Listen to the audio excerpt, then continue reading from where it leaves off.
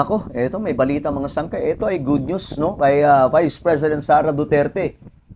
Ano ba ito? Pag-usapan po natin ngayon mga sangkay. Anyway, bago tayo magpatuloy sa mga hindi pa po dyan nakakapag-subscribe sa ating YouTube channel, makikita nyo po yung subscribe button sa baba ng video na to. I-click nyo lamang po yung subscribe, i-click ang bell, at i-click nyo po yung all. Sa mga nanonood po sa Facebook, syempre, i-follow nyo po yung ating Facebook page.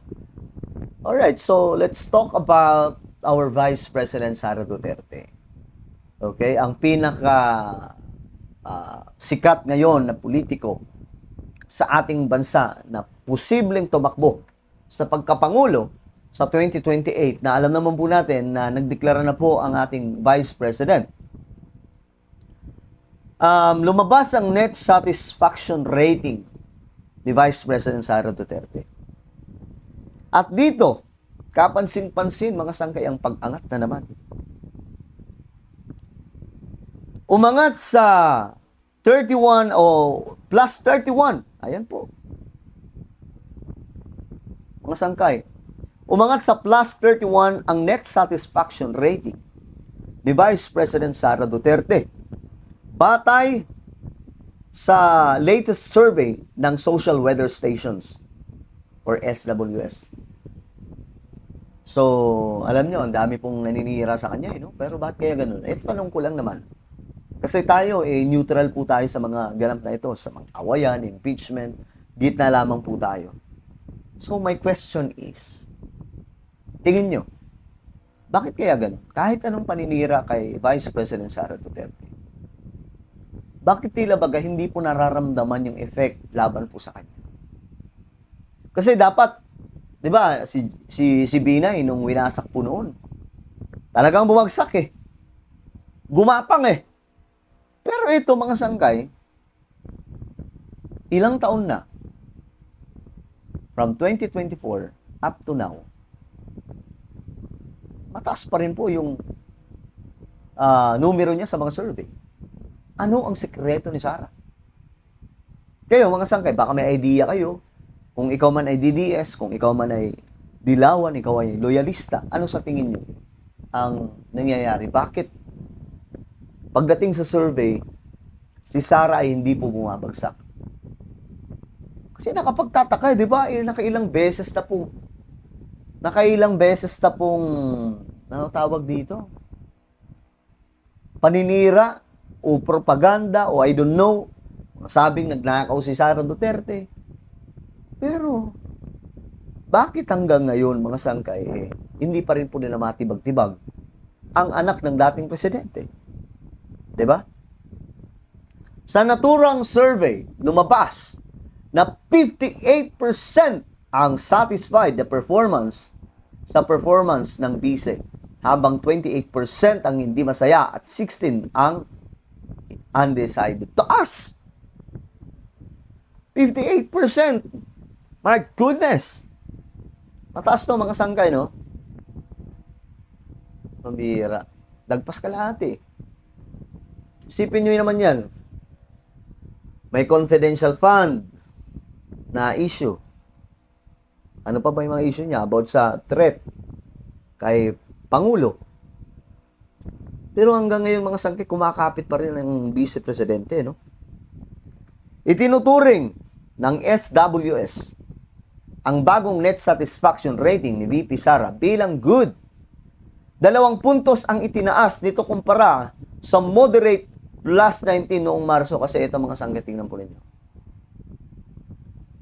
Mapapansin po natin na noong March ay 29, plus 29 po siya. Ngayong June, siya po ay plus 31. Masakit to para sa mga kalaban, mga sangkay. Pero, I don't know what is happening. Diba? Isinagawa ang survey noong June 20 hanggang 29. Bago ang pagsisimula ng impeachment trial. Okay. Ngayon, tingnan po natin yung mga komento. May nag-comment dito. Halatang bayaran na survey. Ha ha ha. Walang ginagawa. Tapos ganyan. Ayan po, mga sangkay.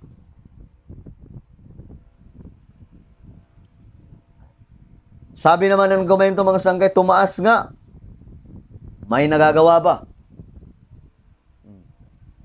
Yun ang tanong din. Di ba? Ng mga loyalista. Tumaas nga, pero may nagagawa ba? Pero ang point pa rin doon, tumaas. Yun ang masakit.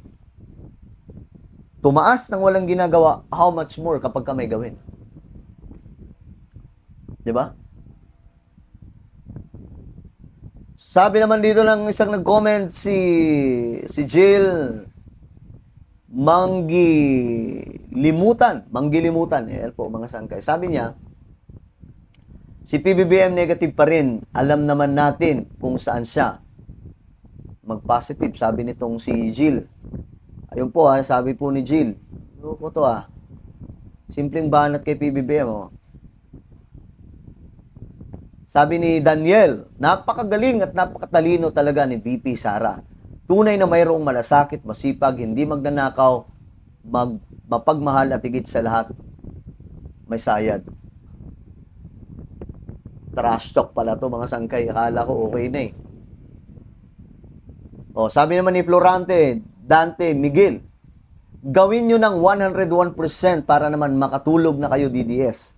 Impeachment pa rin. So ngayon, mga sangkay, ang dami pong binabatong issues laban po kay Sara Duterte. At sa impeachment nga po ito nangyayari ngayon, na paggisa ng iba't ibang klaseng reklamo laban sa kanya. Pero isa sa tanong ko, kasi ngayon po itong June Ang tanong, sa next survey na lalabas, makakaapekto ba ang impeachment case ni VP Sara sa kanyang survey? O maaapektuhan ba yung mataas na rating ng ating Vice President sa mga issues na pinupukol sa kanya? Kasi kung hindi pa rin mga sangkay, sana may lumabas na pong bagong survey. Kasi kung hindi pa rin, sabi ko nga mga sangkay, by 2027, yun na po yung crucial, actually ito yung crucial part, 2026. Pero kung mag-move tayo up to 2027 na wala pong nangyayari, hindi pa rin po nila napababa si VP Sara pagdating po sa rating di kaya sa kanyang opisina, alam nyo na kung sino ang mananalo sa 2028. Alam na po nating lahat yan. Si VP Sara yon. Eto, magiging honest lamang po ako. Ako pro-government ako mga sangkay, but I'm just being honest.